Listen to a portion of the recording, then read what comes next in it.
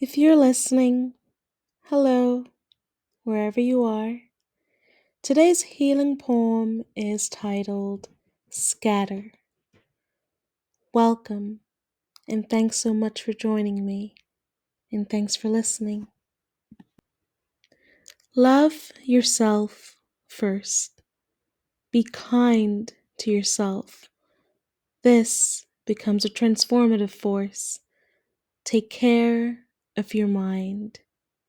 Be very, very kind. Scatter your seeds in earth that holds on to them. An earth that gives you back hundredfold fruition.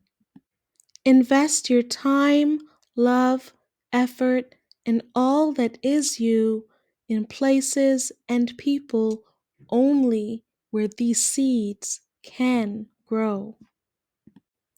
Healing happens in healthy places, spaces, and around hearts that appreciate yours. Do what you love. Scatter well and heal. Now, I do want to go briefly into behind the scenes of Scatter when I was writing this poem. Now, above all else, Scatter is definitely a call to love ourselves first, but to also wisely invest our energies and to understand that our healing is intertwined with the environments and people that we choose to be around. And so it's about scattering our seeds of love and kindness really well so that we can heal and grow in the way that we want to. But it's also about so much more. When I was writing this poem, I thought, wow, you know what the best way to start this would be? Demanding something from my readers, right?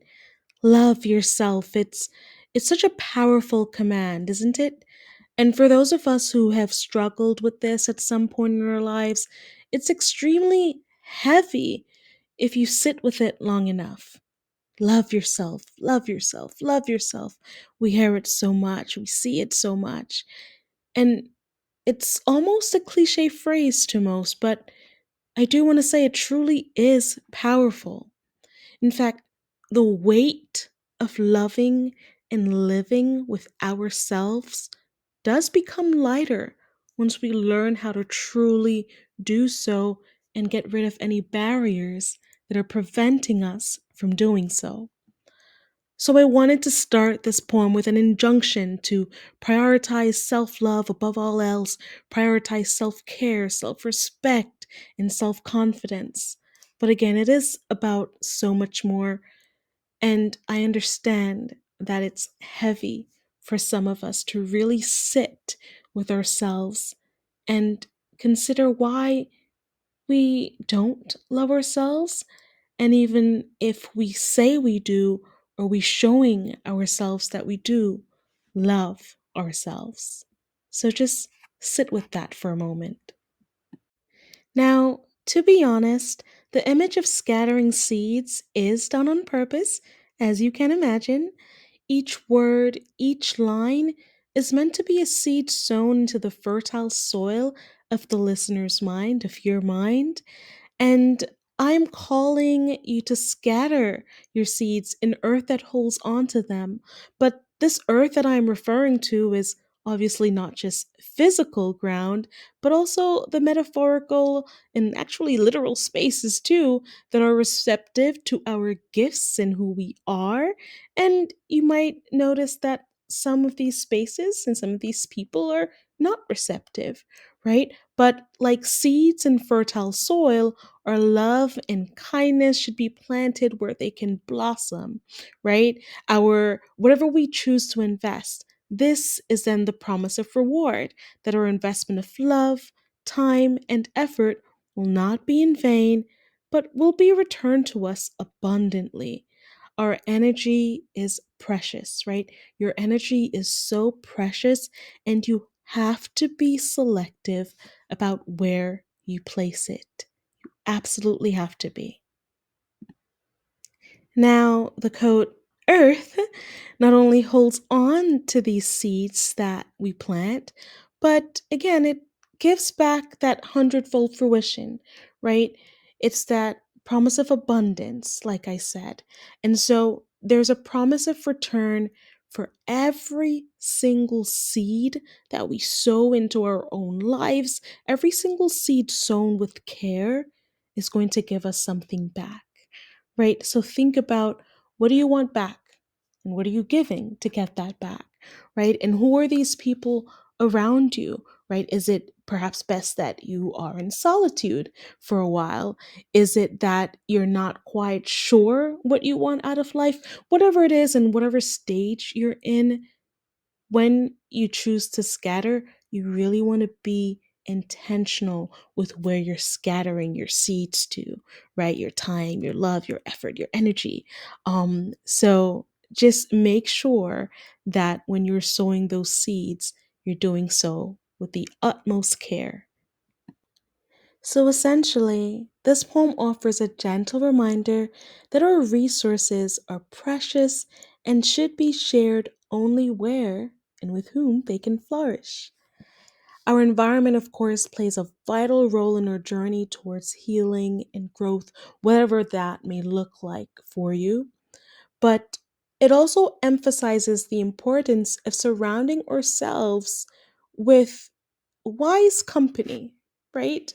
And we do want to think about those who value us as we are, but also who see our vision, right, for the future us, right? Because everyone is going to grow and change, at least I would hope so.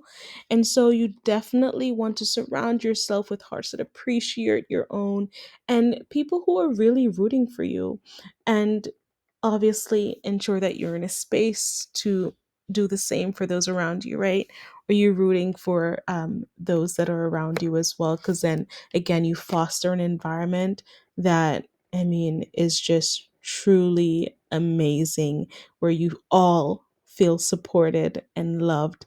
And remember to be gentle with yourself, appreciate yourself, and you know what? Enjoy every single moment. Scatter well and heal. That is the last line in this poem. This poem is actually very short, but do remember that you have more control over your life than you think. And this line, scatter well and heal, it's a simple directive, yet I do want you to understand that it's quite profound in its implications of what I'm asking you to do here, right? Scatter your seeds of love and self worth well, and in doing so, you do find your path to healing, your path to peace, and your path to the life that you envision for yourself. And that is extremely powerful. I will leave you with this: the seeds you scatter today are indeed the forests you will find yourself in tomorrow.